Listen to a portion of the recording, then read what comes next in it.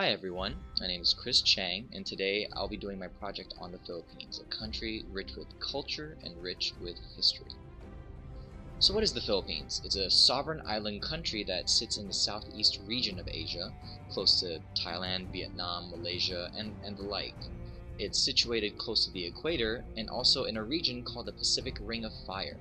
This is correctly named because the region is so prone to earthquakes, typhoons, not to mention the Philippines has an active volcano that erupted in 1991.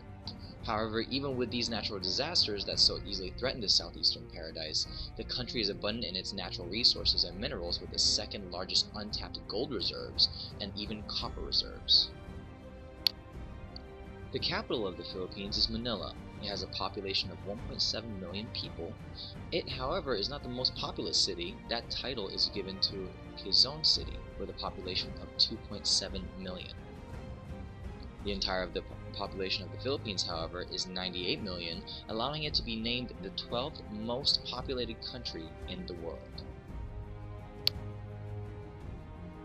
The labor force in the Philippines runs in at about 40 million. Of that labor force, roughly 32% work in the agricultural industry, 15% in manufacturing, and 53% in the services industry. When I say services, I mean services other countries have outsourced to the Philippines, such as call centers, and the Philippines has roughly 700 operational call centers.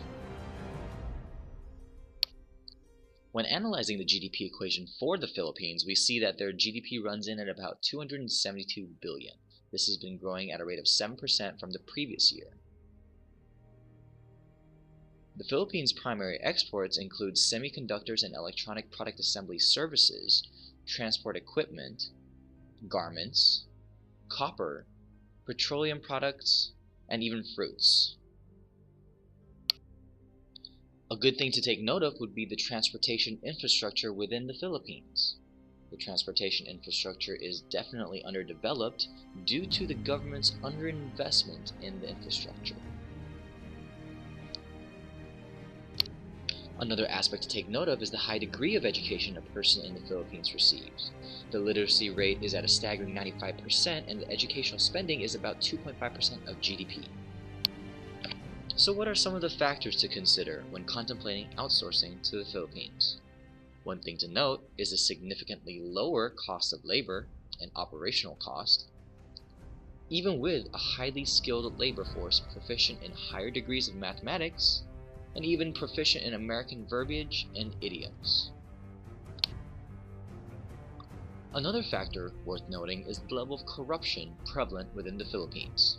The country has a score of 34 out of 100 in terms of government transparency from the international organization called Transparency International. However, to give it some context, let's juxtapose this with some other country scores. For instance, the United States has a score of 73 points, Poland has a score of 58 points, China has a score of 39 points, and with the highest score going to Finland with a score of 90 points and the most transparent government. Another factor to take note of would be the amount of taxes and tax incentives the country offers. Many of the countries in the region, like Cambodia, Thailand, and Vietnam, all offer incredible tax incentives, with Vietnam offering the lowest tax rate. This cost, however, may be offset when considering the Philippines has a higher level of education and literacy in English.